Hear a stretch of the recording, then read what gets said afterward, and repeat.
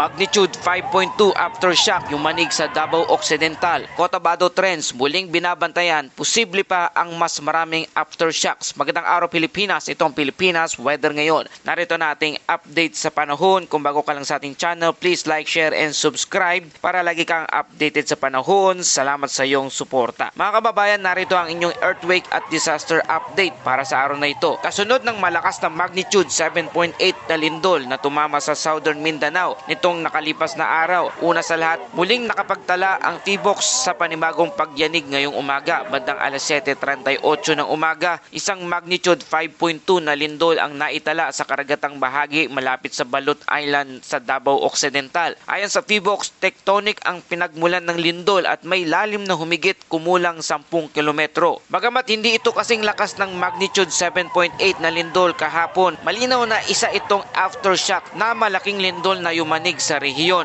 Naramdaman ang instrumental intensity 1 at Malungon sa Sarangani Province, gayon din sa General Santos City. Sa ganitong antas ng pagyanig, kadalasan ay mahina lamang itong nararamdaman ng ilan, ngunit mahalagang tandaan na ang pagkakaroon ng aftershock ay normal sa bahagi ng proseso matapos ang isang napakalakas na lindol. Ang tanong, bakit patuloy ang mga aftershocks? Kapag nagkaroon ng napakalakas na lindol gaya ng magnitude 7.8, hindi agad bumabalik sa normal ang mga tectonic plates sa ilalim ng lupa. Patuloy silang nag-a-adjust at naghahanap ng panibagong balanse. Dahil dito maaari pang makaranas ng dose-dosenang aftershock sa mga susunod na araw, linggo at minsan ay maging isang buwan. May ilang aftershocks na maaring halos hindi maramdaman, ngunit meron ding maaring umabot sa magnitude 5 o mas mataas pa. Ito ang dahilan kung bakit patuloy na nagbabantay ang PHIVOLCS sa sitwasyon. Ang Cotabato Trends, isa sa pinakadelikadong pinagmumulan ng lindol sa ating bansa. Kasunod ang magnitude 7.8 na lindol, muling nagbigay pansin ang Cotabato Trends.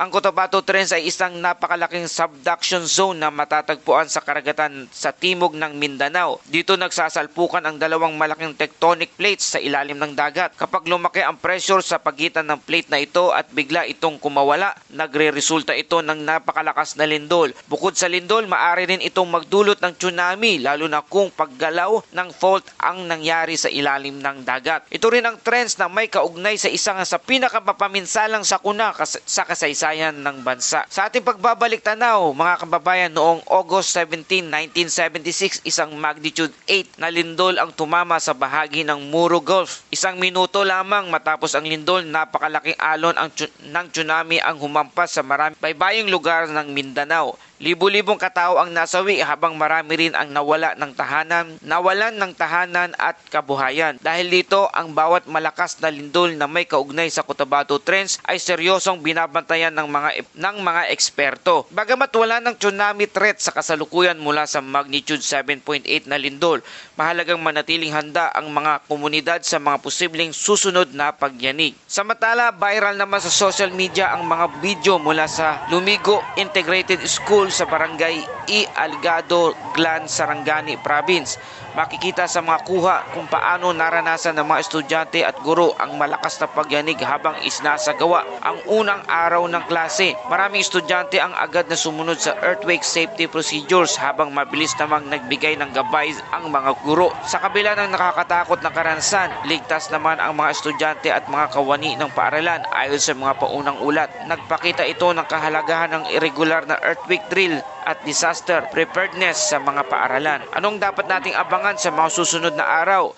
Narito ang ilang mga bagay na dapat nating bantayan. Posibilidad ng karagdagang aftershocks. Maaring magkaroon pa ng pagyanig ng magnitude 5 pataas. Patuloy ang pagsusuri ng PHIVOLCS sa aktibidad ng Cotabato Trends.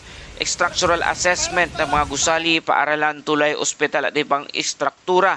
Posibleng paglabas ng karagdagang earthquake bulletin at advisories. Kaya sa ating mga kababayan, ito ang mga paalala kung makakaranas muli ng lindol, yumuko, magtago at kumapit o drop, cover and hold.